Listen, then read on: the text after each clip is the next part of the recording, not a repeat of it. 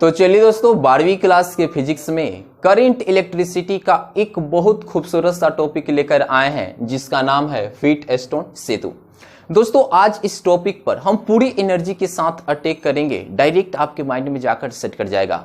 और जो बच्चे JEE Mains, NEET, medical, NDA, air force, navy का तैयारी करते हैं वो बच्चे इस वीडियो को जरूर देखें, क्योंकि व्हीटस्टोन ब्रिज से न्यूमेरिकल पूछे जाते हैं जो फिगर पर होता है, और फिगर वाला न्यूमेरिकल काफी खतरनाक होता है। तो दोस्तों, ये जितना आपको खतरनाक क्वेश्चन दिखाई दे रहा है ना, इस पूरे खतरनाक क्वेश्चन को मैं बिल्कुल इजी तरीके से बताएंगे, डायरेक्ट आपके माइंड में जाकर सेट कर जाएगा। तो चलिए दोस्तों, फिलहाल हम आपको अभी बताएंगे व्हीटस्टोन ब्रिज।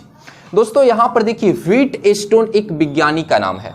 व्हीटस्टोन एक विज्ञानी का नाम है और व्हीटस्टोन का पूरा नाम प्रोफेसर C.F. व्हीटस्टोन है पूरा नाम। और दोस्तों, ये इंग्लैंड के वैज्ञानिक थे।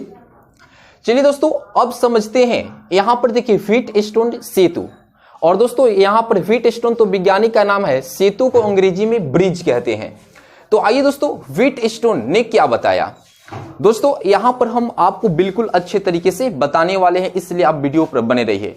यानी व्हीटस्टोन ने तीन ज्ञात प्रतिरोध के आधार पर, व्हीटस्टोन ने तीन ज्ञात प्रतिरोध के आधार पर एक अज्ञात प्रतिरोध ज्ञात करने की विधि बताई, जिसे व्हीटस्टोन ब्रिज कहा जाता है।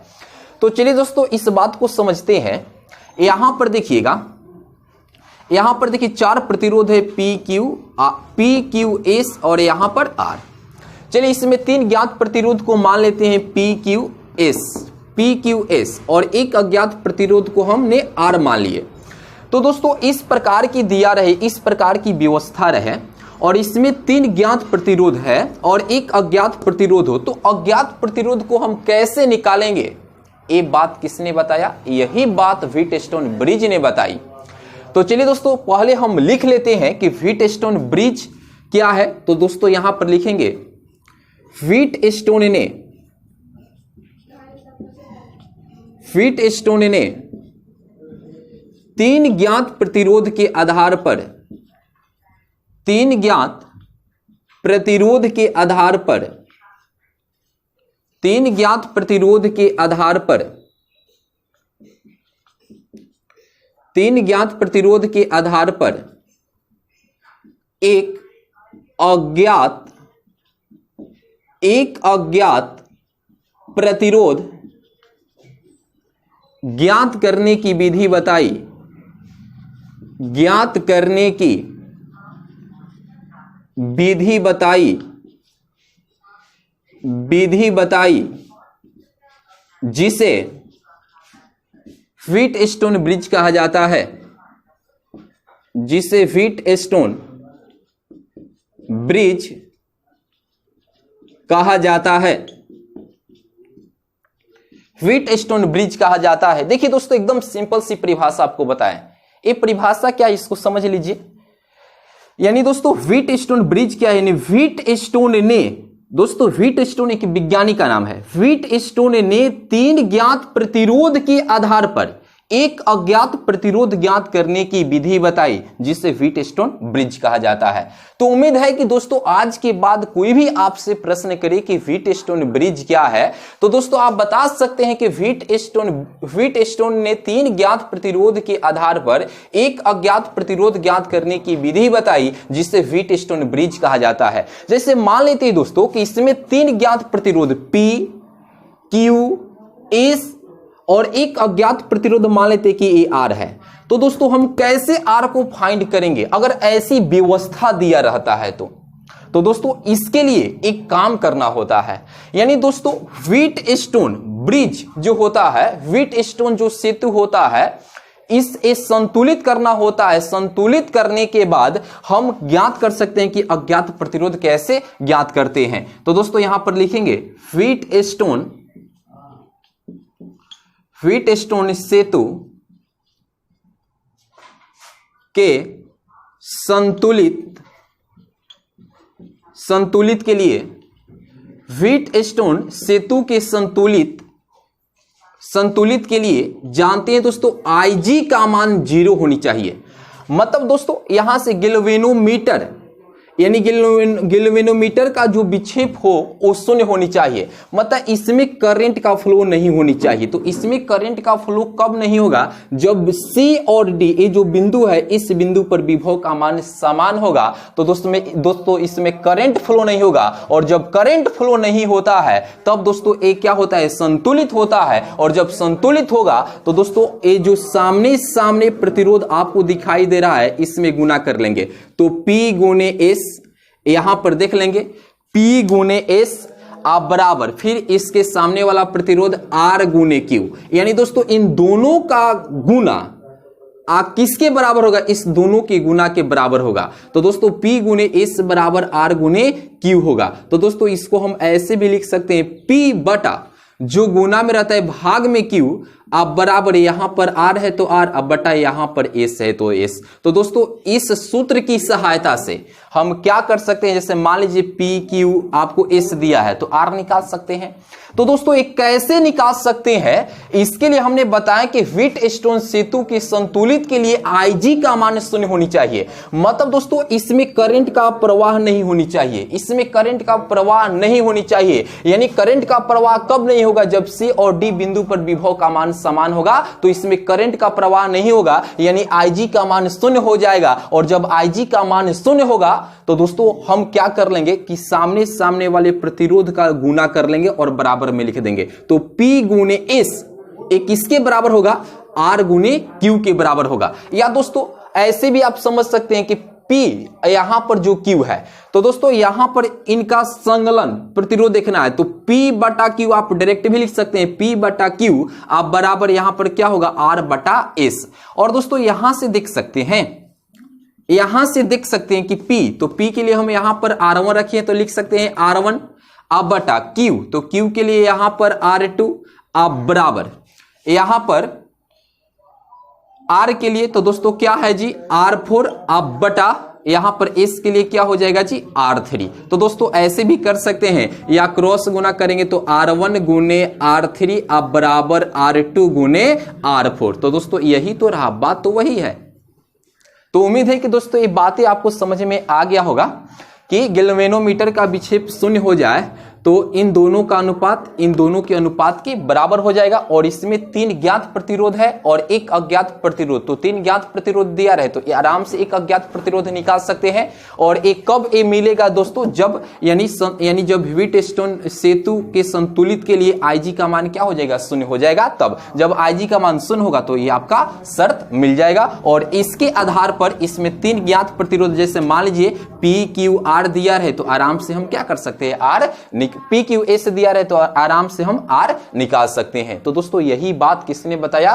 व्हीटस्टोन ने बताया। और उम्मीद है कि दोस्तों आपको समझ में अब आ गया कि व्हीटस्टोन ने क्या बताया। यानी व्हीटस्टोन ने हमें क्या दिया? यानी व्हीटस्टोन ने यही बात बताया कि व्हीटस्टोन ने यही एक विधि दिया कि व्हीटस्टोन ने 3 ज्ञात प्रतिरोध के आधार पर 1 अज्ञात प्रतिरोध कैसे निकाला जाता है। यही बात किसने बताया जी? व्हीटस्टोन ने बताया। और उम्मीद है कि दोस्तों इसको कैसे लिखेंगे? दोस्तों क्या होगा? Ig का मान 0 होगा तो दोस्तों ये संलग्न प्रतिरोध अनुपातिक हो जाएगा। मतलब P बटा Q आप बराबर क्या होगा? R बटा S।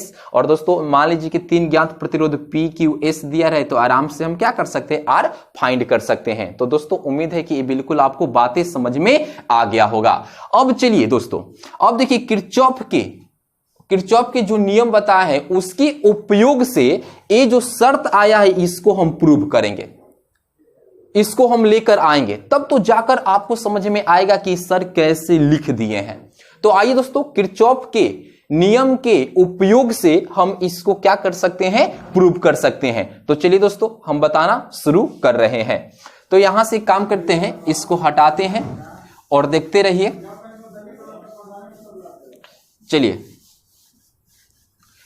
चलिए यहां से देखिए मेरे प्यारे भाई, आराम से ध्यान से देखिएगा तब जाकर आपको समझ में आएगा। यहां से I करंट निकलेगा, यहां पर भी करंट I होगा, यहां पर भी करंट I। यहां से आने के बाद करंट बट जाएगा, इधर I1 कर लेते हैं, इधर I2। आराम से देखिए, यहां पर देखने की बात है दोस्तों, आराम से देखिए। अब एक बात बताइए, इधर से I1 करंट आएगा, यहां पर आएगा, यहां पर आएगा, और दोस्तों यहां से आने के बाद जितना आएगा उतना ही करंट क्या होगा, चला जाएगा। आपने पढ़े होंगे संधि नियम, जंक्शन रूल। तो दोस्तों यहां से करंट आने के बाद कुछ करंट इधर आएगा और शेष करंट इधर जाएगा। तो दोस्तों मान लेते हैं कि गैल्वेनोमीटर है, तो इसमें IG करंट, मतलब गैल्वेनोमीटर में आने वाला करंट को IG कर लेते हैं और इसका प्रतिरोध हम RG कर लेते हैं। तो यहां पर देखिएगा मेरे प्यारे भाई, इधर I1 करंट यहां पर आया है। एक बात बताइए, यहां पर कुछ करंट इधर आएगा, शेष करंट इधर चला जाएगा, तो इधर जो करंट जाएगा वो क्या होगा, I1 माइनस G होगा ना, क्योंकि इधर में तो IG होगा, यहां पर I1 माइनस IG होगा। इसको क्यों घटा है, क्योंकि इसमें कुछ करंट आ गया है, तो इसको हम क्या करेंगे, I1 में से IG को घटा देंगे इसमें करंट देखने के लिए। बात समझ में आता होगा। एक बात और समझिए, यहां से I करंट आ रहा है, यहां से I करंट आ रहा है, यहां से I करंट आने पर क्या होगा, करंट दो भागों में बट जाएगा। इधर I1 करंट जा रहा है, इधर I2 करंट आएगा। दोस्तों यहां पर जब करंट आएगा तो यहां पर भी करंट, कुछ करंट इधर आएगा और शेष करंट इधर चला जाएगा। तो दोस्तों इसमें आने वाले करंट IG है, मान लेते हैं कि IG करंट है, तो इसमें का करंट, इसमें करंट क्या होगा दोस्तों, IG माइनस, जो आया इसको तो घटाना होगा ना, तो इधर क्या हो जाएगा IG। तो दोस्तों इसमें जो करंट होगा वो क्या होगा, I1 माइनस IG होगा। उम्मीद है कि दोस्तों यहां तक आपको समझ में आया होगा। अब यहां से देखिए, इधर से I2 करंट आ रहा है, इधर से IG करंट आ रहा है, तो दोस्तों इसमें जो करंट होगा वो क्या होगा जी, I2 प्लस क्या होगा जी, IG हो जाएगा। और मजे की बात है कि इधर से I1 माइनस IG करंट आ रहा है और इधर से कौन सा करंट जा रहा है, I2 प्लस IG। तो दोस्तों यहां पर जो आपको करंट I बराबर मिलेगा वो क्या मिलेगा जी, जोड़ लेंगे तो दोस्तों I1 माइनस IG प्लस दोस्तों क्या होगा, I2 प्लस IG। दोस्तों एक कैंसिल, I बराबर I1 प्लस क्या मिल जाएगा जी, I2 मिल जाएगा। उम्मीद है कि दोस्तों यहां तक आपको बिल्कुल अच्छे से समझ में आया होगा। अब चलिए यहां से इसको हटाते हैं। अब देखेंगे, आपको हमने बताए थे किरचॉफ का दूसरा नियम, जिसको पास लॉ के भी नाम से जानते हैं, क्लोज लूप के भी नाम से जानते हैं। तो दोस्तों एक बार इसको लेंगे, A मतलब जहां से लेंगे वहीं पर आनी है, तब तो जाकर वो क्लोज होगा।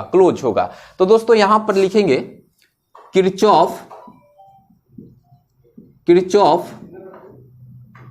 का दूसरा नियम से या पास नियम से, किरचॉफ के पास नियम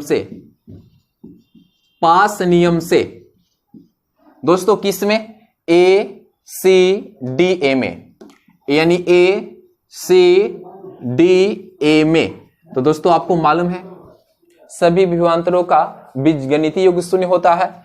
तो दोस्तों कैसे लिखेंगे, VA माइनस VC प्लस, इसे यहां से यहां तक आएंगे तो VC माइनस VD प्लस, इधर से यहां पर जाएंगे तो VD माइनस VA बराबर 0। यहां पर देखिए मेरे प्यारे भाई, आपको बताएं अगर करंट उच्च विभव से निम्न विभव की तरफ जाता है तो पोटेंशियल डिफरेंस माइनस में होगा, आपको बताया है।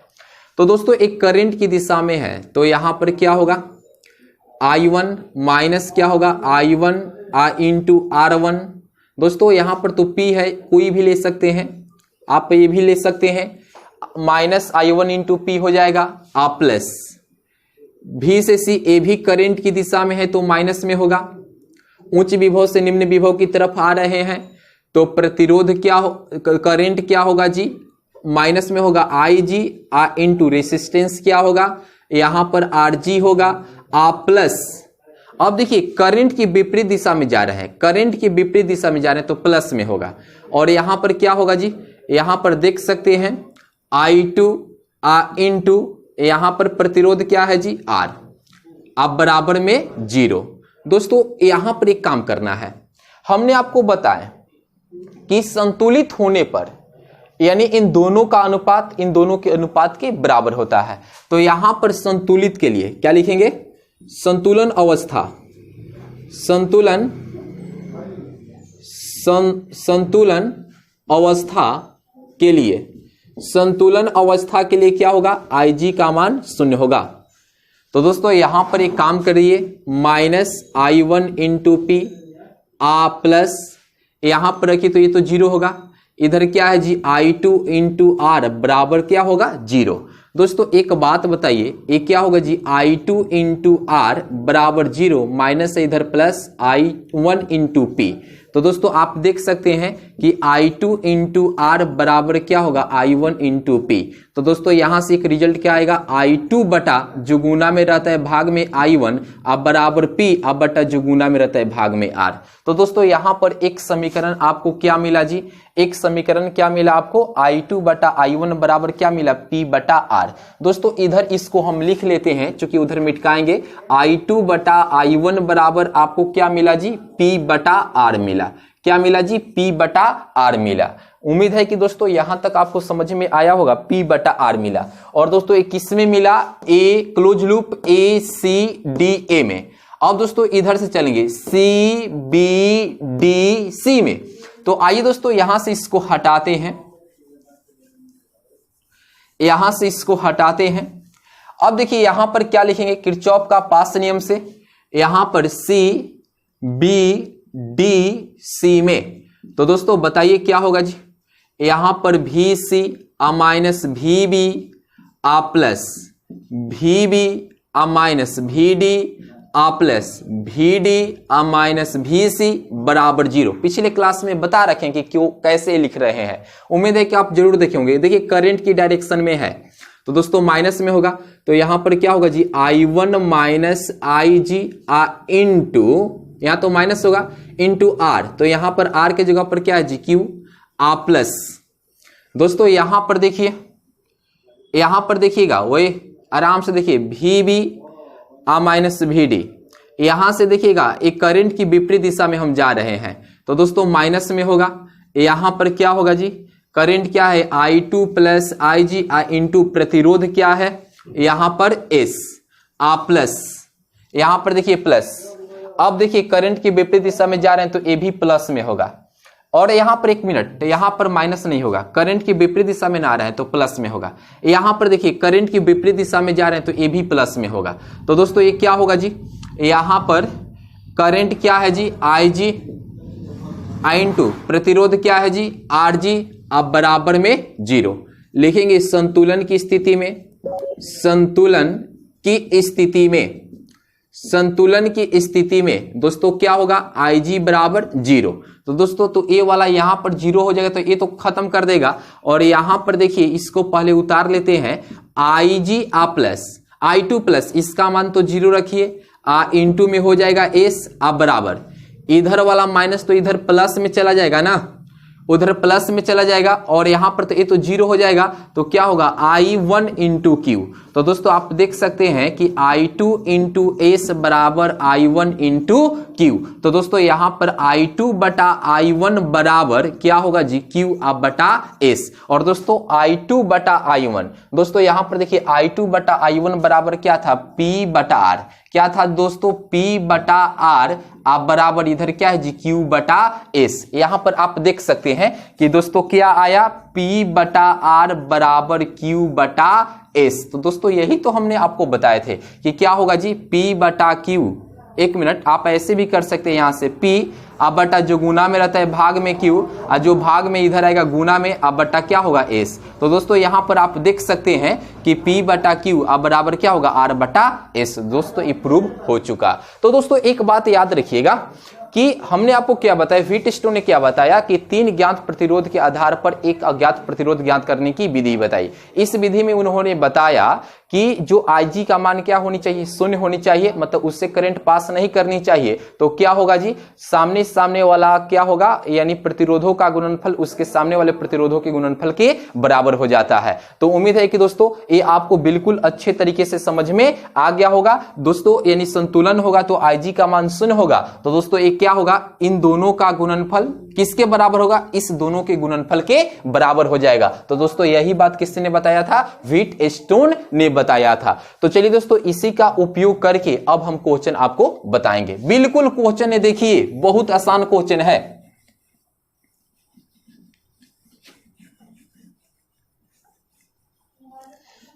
चलिए इस चित्र का काम पड़ेगा, क्योंकि बार बार बनाना नहीं पड़ेगा, समय किल होगा।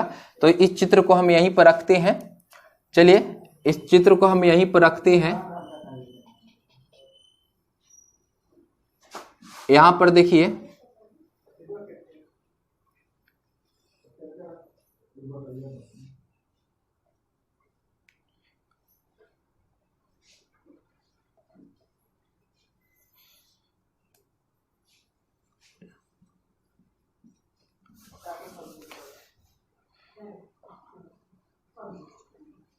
चलिए मेरे प्यारे भाई, इस क्वेश्चन को सॉल्व करना है आराम से। देखिए बहुत आसान तरीके से आपको समझ में आएगा। आइए दोस्तों, ये क्वेश्चन बहुत खतरनाक है ही देखने में लग रहा है। और चलिए दोस्तों इस क्वेश्चन को हम बताएंगे।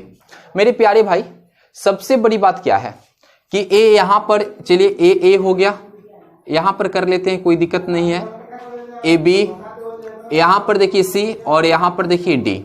मेरे प्यारे भाई देखिए इन दोनों का गुना करिए, 10 गुने 10, अब बराबर इधर भी कितना होगा 10 गुने 10। तो दोस्तों समझिए कि इसका कोई जरूरत नहीं है, इसकी कोई जरूरत नहीं है।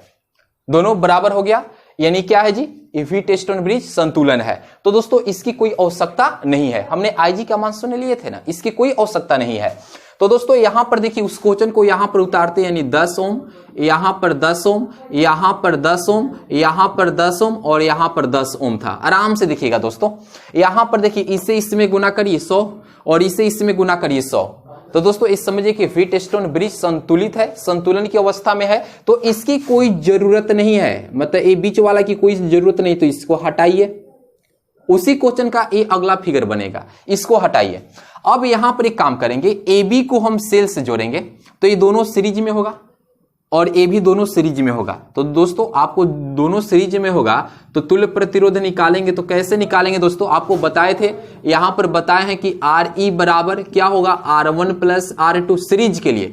तो दोस्तों यहां पर आप देख सकते हैं कि 10-10 कितना होगा जी, 20 ओम, मतलब 10 ओम आप प्लस कितना होगा 10 ओम, यानी कितना होगा 20 ओम होगा। कितना होगा जी 20 ओम।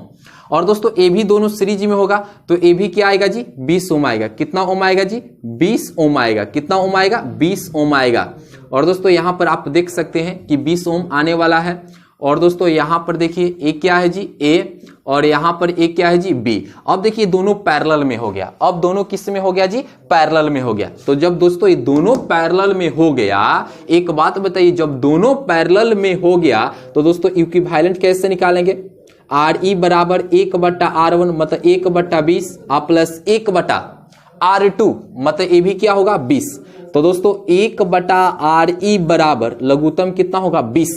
तो दोस्तों 20 में 20 से भाग देंगे 1, और 1 में 1 से गुना 1, प्लस यहां पर भी 1 मिलेगा। तो 1/RE बराबर क्या होगा 2/20। दोस्तों 2 एकम 2, 10 दूना का 20। दोस्तों क्रॉस गुना करेंगे, आर ई बराबर कितना होगा 10 ओम होगा। तो दोस्तों इसका आंसर कितना होगा जी, इसका आंसर कितना आने वाला है 10 ओम। दोस्तों यही रहा आंसर, बन गया। देखिए कितना आसान क्वेश्चन है, देखिए कितना आसान क्वेश्चन है। एक काम करते हैं, अब इसको यहां से हटाते हैं, इसको यहां से हटाते हैं।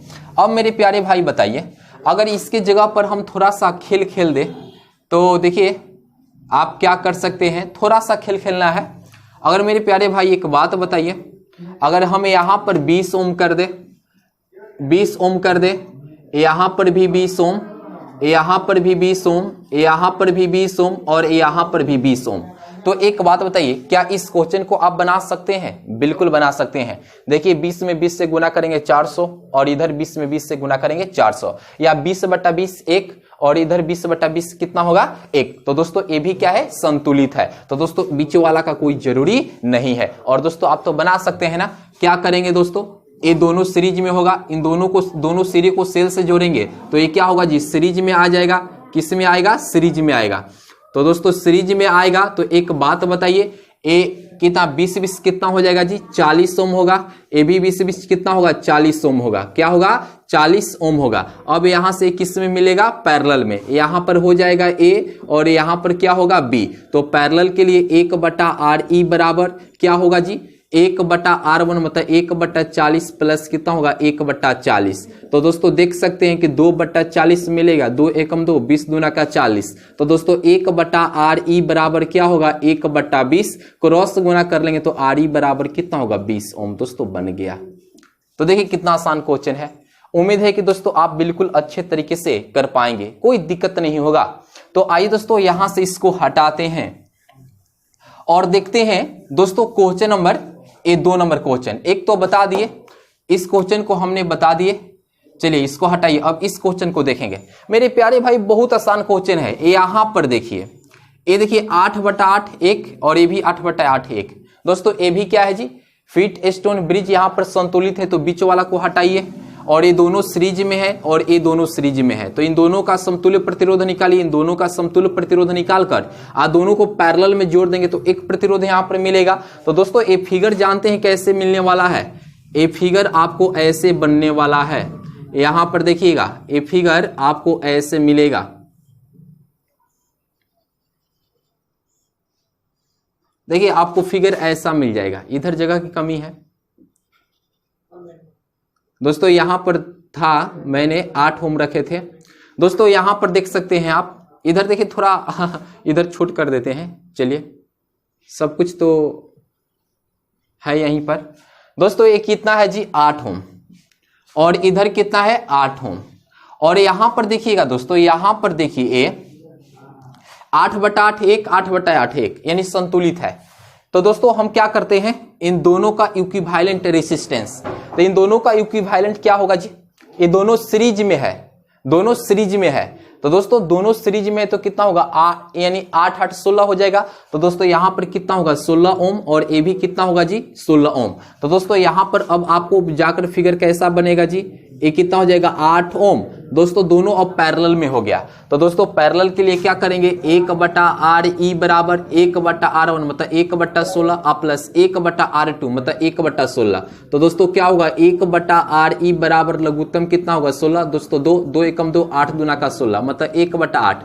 आप क्रॉस गुना कर लेंगे तो दोस्तों आपको RE बराबर कितना मिलेगा 8 ओम मिलेगा। कितना मिलेगा जी 8 ओम। तो दोस्तों इन दोनों के बदले क्या मिलेगा, एक 8 ओम का रेसिस्टेंस मिलेगा जो तुल्य प्रतिरोध होगा। और यहां पर भी कितना है जी 8 ओम का एक रेसिस्टेंस लगा है। अब दोस्तों आप देख सकते हैं कि क्या है जी, यहां पर होगा A और यहां पर क्या होगा B।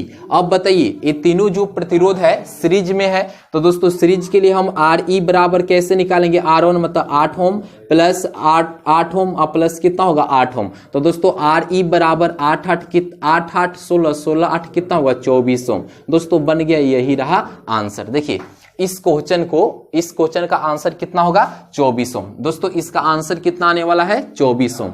देखिए बिल्कुल आसान क्वेश्चन है, कोई टॉप क्वेश्चन है नहीं कि आप डर जाएंगे। और फिर आप डर जाएंगे तो बनाएंगे कैसे, इसलिए डरना नहीं है, इस क्वेश्चन की सामना करना है, बढ़िया से बनेगा। तो आइए दोस्तों अब क्वेश्चन नंबर 3 बताएंगे। एकदम बिल्कुल खतरनाक क्वेश्चन है जी, बिल्कुल खतरनाक क्वेश्चन। तो आइए दोस्तों 3 नंबर क्वेश्चन को अब बताएंगे कैसे बनेगा 3 नंबर क्वेश्चन। चलिए दोस्तों हम सेट करेंगे 3 नंबर क्वेश्चन पर। दोस्तों यहां पर देखिए, बिल्कुल आराम से सोचिए, एकदम बढ़िया से बनेगा। मतलब इतना आसान क्वेश्चन है ना जिसका कोई जवाब नहीं। यहां से देखिए ए और सी मतलब ए और सी के बीच 10 ओम का प्रतिरोध है।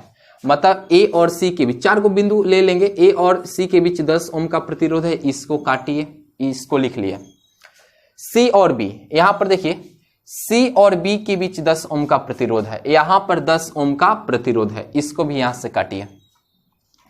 अब आप देख सकते हैं इधर, यानी आप देख सकते हैं कि ए और डी के बीच 10 ओम का प्रतिरोध है। इसको लिख दिए, वहां पर काट दीजिए, 10 ओम का प्रतिरोध है। और यहां पर देखिए बी और डी के बीच 10 ओम का प्रतिरोध है, बी और डी के बीच 10 ओम का प्रतिरोध है। और सी और डी के बीच 20 ओम का प्रतिरोध है। मतलब सी और डी के बीच 20 ओम का प्रतिरोध है। सबसे पहला चेक का क्या करेंगे कि संतुलित है कि नहीं।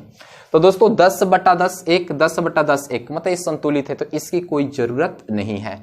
और दोस्तों अब देखिए इन दोनों को हम सेल से जोड़ेंगे तो दोस्तों ये दोनों सीरीज में हो जाएगा और ये दोनों सीरीज में हो जाएगा। तो दोस्तों दोनों सीरीज का हम तुल्य प्रतिरोध, सीरीज के द्वारा हम तुल्य प्रतिरोध निकालेंगे, इन दोनों का तुल्य प्रतिरोध निकालेंगे। तो ये दोनों सीरीज में है, तो मेरे प्यारे भाई दोनों सीरीज में है तो आर ई एक डैश कर लेते हैं। तो दोस्तों क्या होगा, R1 प्लस R2 होता है सीरीज के लिए, तो 10 ओम प्लस क्या होगा 10 ओम, यानी कितना होगा 20 ओम हो जाएगा।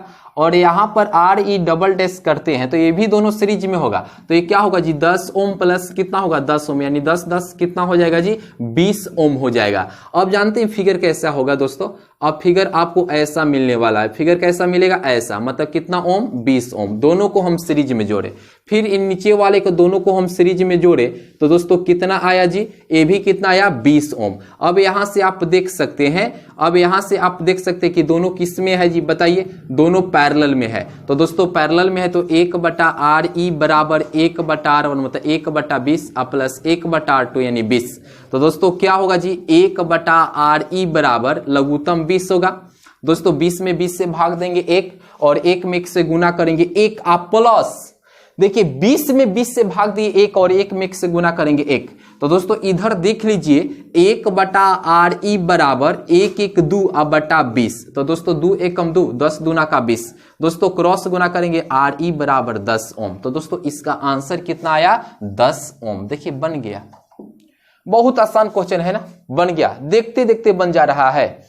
तो उम्मीद है कि दोस्तों ये तीनों टाइप के क्वेश्चन आपको बिल्कुल अच्छे से समझ में आया होगा। तो आइए दोस्तों यहां से इसको हटाते हैं, यहां से इसको हटाते हैं और देखते हैं अगला क्वेश्चन क्या कहता है।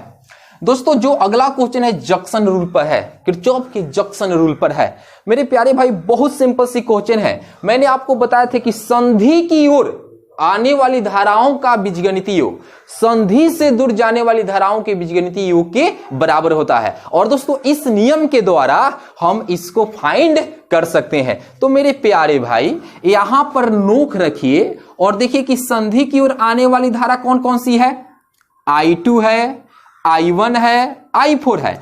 आज संधि से दूर जाने वाली धारा कौन सी है, I3 है। देखिएगा यहां पर नोक रखिए और देख लीजिए तीर का चिन्ह किधर है। तो दोस्तों संधि की ओर आने वाली धारा क्या है जी, क्या है जी I1 है, A प्लस I2 है, A प्लस I4 है। आज संधि से दूर जाने वाली धारा क्या है जी I3 है। और आपको मालूम है कि टोटल इन बराबर टोटल आउट जंक्शन रूल में होता है।